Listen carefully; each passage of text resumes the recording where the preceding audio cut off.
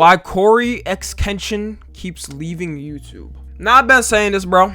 Shout out to Cory. I met him at DreamCon, but it's coming, bro. The inevitable is coming, man. Let's be real. Cory's quitting. Cory's going to quit. It's been hold up. Let me pull up the last upload real quick. Damn, bro. At this point, like, damn near a baby. Damn near a baby could happen, man. Baby's almost birthed. Give it 2 months. I waited 9 months. I can't wait anymore. Got another pregnant. Wait, how many babies would Cory have? How many babies would he, or how many babies would be birthed in the times where he's taking breaks? Because he took like, didn't he take like a 2-year break at some point or something like that? That's like 2 babies right there or something like that.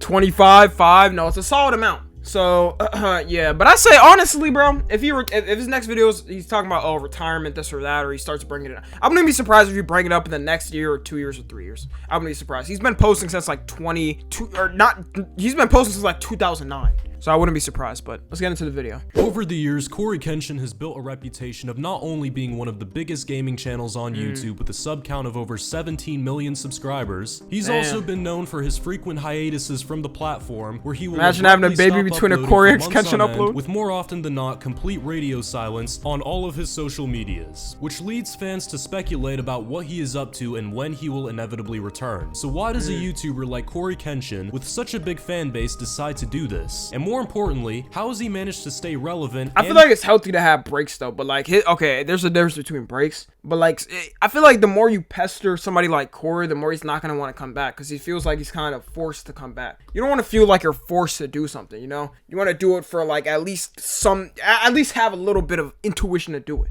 Maintain his viewership when so many others in his genre would quickly be forgotten about the moment they stop uploading. Before we get to that though, we have to figure out why CoryxKenshin is so inconsistent with his upload schedule in the first place. To answer that, I decided to go all the way back to when he first started uploading content back in 2009, almost 15 years. Like 2009, bro? That's actually fucking crazy, bro. There's probably some little in this chat born in 2009. Oh my god. Ago. His first couple of videos are about what you would expect from that time period. Skits and vlogs, typically filmed on a low-quality webcam with pretty minimal editing. Cory would upload this style of content on and off with pretty minimal results, with a couple of well-performing videos here and there. How to get hot girls for ugly guys. Damn, this cut was atrocious, man. Any niggas, bro, any black people still rock the fucking, this is a, what is it called?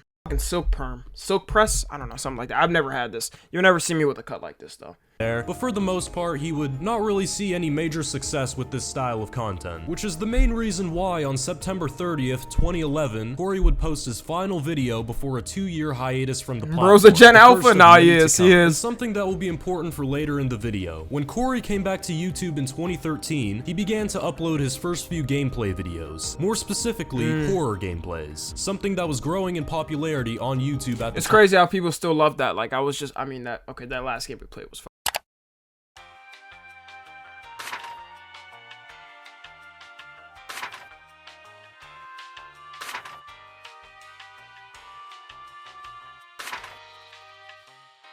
trash, but yeah, that is still the meta. This was also around the time his channel started to gain momentum, but there was one game in particular that would push his channel's growth to new heights. That game being Five Nights at Freddy's. The game was exploding in popularity at the time, and the amount of YouTube Let's Players that were playing the game and displaying it to their audience were only adding fuel to the fire. So combine the fact that you're already known for being a horror gameplay YouTuber, and a game that's rapidly growing in popularity in your own niche that you're well known for, and you have the recipe for a viral video. And this series would prove to be widely successful for Cory as they would gain— Did anybody find Cory through Five Nights at Freddy's? I wasn't even watching Five Nights at Freddy's content like that. I don't know. I did kinda.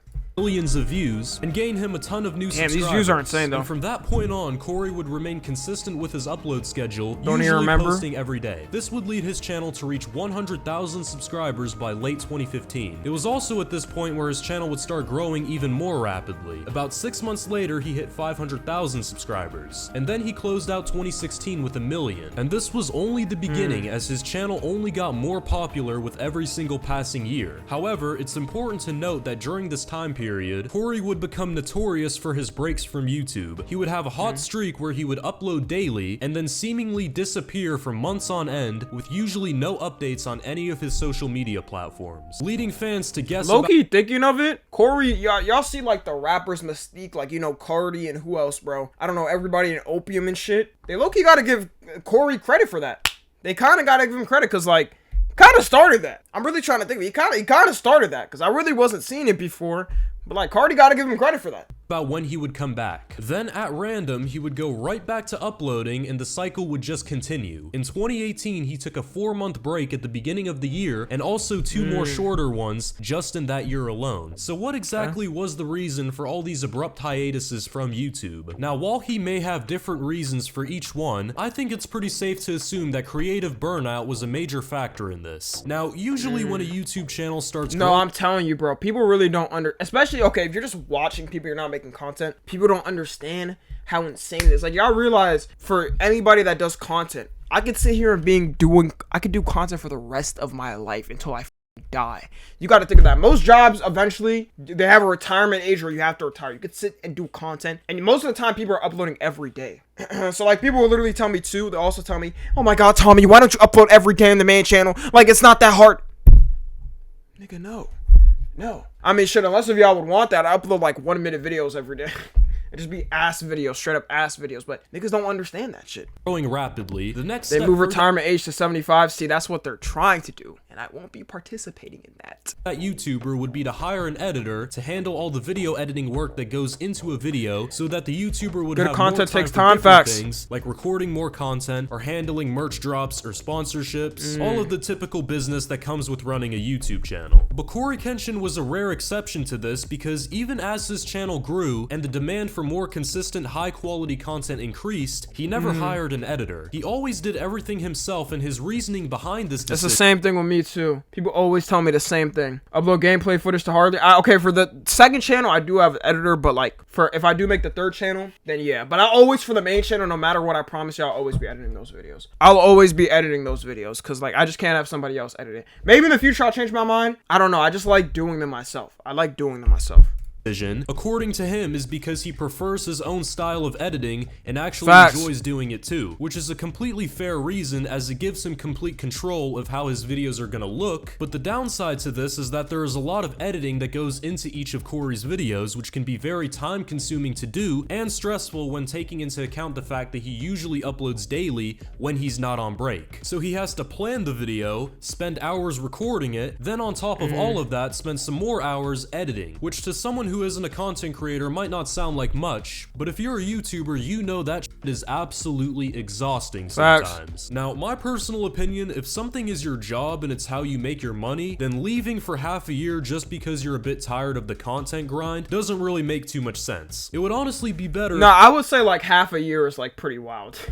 I understand, like, maybe like you have like a month of break in a year. Maybe, like, it depends, but like half a year? God damn, bro. You don't got anything going on with your family or something like that. You gotta, it's low-key like a job for you. You gotta keep working. If he either uploaded only a few times Tommy's a week, Playhouse. or That just is not decided gonna be to the hire third a channel video name. editor at that point. Tommy's Because imagine Playhouse. someone who worked a 9-to-5 job, if they just decided to leave for months on end and just came back to work one day like nothing was out of the ordinary. He would probably be fired right there on the spot. But Cory knows he can get away with leaving YouTube because he knows his viewers will wait for his return and his viewership will stay the same if— Be honest, for y'all that love Cory and shit, are y'all like to the point where like, all right, he can take as many breaks as he wants, or like, are you guys at the point where like, okay, we're kind of tired of this? You know, you gotta upload, man. You gotta upload. I feel like the breaks, I understand the breaks and stuff like that, but some of them I'm like, damn, that's crazy. Because some certain breaks, I think like for the COVID one, when he really had a major comeback, it was something that happened with his family, and then I understand that. We can all understand that. I don't care really take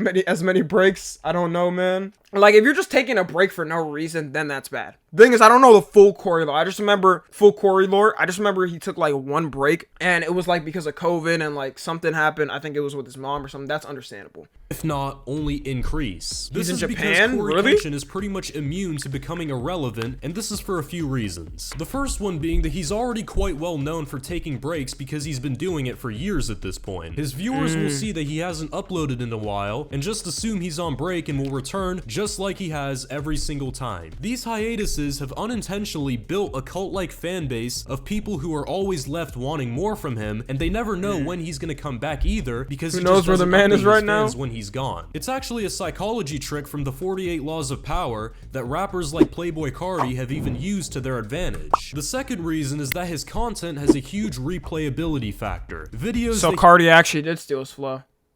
Wow. he uploaded years ago are still being discovered by people who have never watched him before. They start binging his content, and they eventually subscribe, and then they wait until he posts a new video, which is actually how he was able to reach 10 million subscribers without posting a single video in that time period. The third reason is that he's honestly just too big to fail at this point. CoryKenshin's fame has reached a point where he's become somewhat of a household name. I'm not joking, literally almost everyone in my high school knew who Cory was. So just imagine how popular he is for the younger generation, and just how much of an impact he has on them. Nah, I be hearing it. I didn't realize, like, cause I'm gonna be honest, I didn't really grow up watching Cory like that. I seen some videos and stuff like that. I'm like, alright, he's funny, I understand. I didn't watch it like that. I didn't realize, like, some of y'all might extremely, like, love him. I didn't realize how crazy it was for people. And bro, I remember my cousins were like, oh my god, you gotta pick with Cory, you met Cory, this and that. And I was like, damn, bro, the Kanye of YouTube, low-key.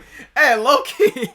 You actually might be. I mean, he just made a cameo in the new Five Nights at Freddy's movie, so there's definitely no question that he's at least pretty well known. And those are pretty much the reasons why he can't really fall off at this point. At the time of this recording, it's already been over half a year since he last uploaded, yet he could probably upload a video tomorrow and it would probably go on the trending page with millions of views. Nah, it so would. it looks like CoryKenshin will most likely come back to YouTube soon, because he knows he has a very loyal fan base that will always wait for him, no matter how long he's gone for. And he'll probably also take even more breaks after that if we're being completely honest here. But there's no doubt that when it comes to YouTube, CoryKenshin is one of the most influential gaming creators out there. And when it's all said and done and he eventually leaves for good, he'll definitely be remembered for quite a long time. A W video, man. Yeah, so, hey, I don't know. I'm just calling it. I'm calling it right now. The quitting announcement is coming from Cory. I'm feeling it, man. I'm feeling it. He's a cheat, bro. This man has to have at least 10 mil in the bank, bro. Has to be. He's a YouTube legend. He has to have at least 10 mil in the bank. He'll be good at retirement.